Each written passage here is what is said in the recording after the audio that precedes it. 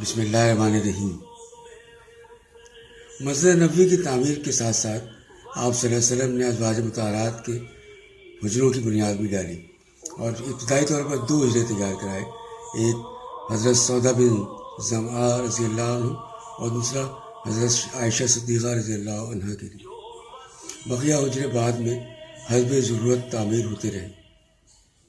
مسجد سے متصل حضرت حارث بن نعمان انصاری رضی اللہ عنہ کے مکانات تھے۔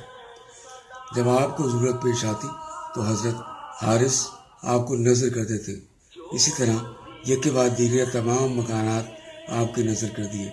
اکثر حجرے کھجور کی شاخوں کے اور بعض کچی اینٹوں کے تھے۔ دروازوں پر کمبل اور ٹاٹ کے پردے تھے۔ حجرے کیا تھے؟ زہد و قناعت کی تصویر اور دنیا کی بے ثباتی کا نقشہ تھے۔ ان حجروں میں اکثر و بیشتر رات کو چراغ نہیں جلتے تھے اور اس کی ضرورت بھی نہیں تھی۔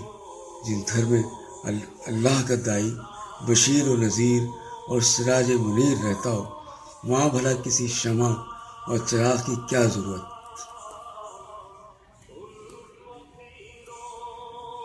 حضرت حسن بصری رضی اللہ عنہ فرماتے ہیں کہ جب میں ذرا بڑا ہو گیا تو کھڑے ہو کر حجرے کی چھت کو ہاتھ لگا دیا کرتا تھا۔ یہ حجرے سمت مشرق و شام میں واقع تھے اور غربی میں کوئی حجرہ نہ تھا۔ ولید بن مالک کے حکم سے یہ تمام حجرے مسجد نبوی میں شامل کر لیے گئے۔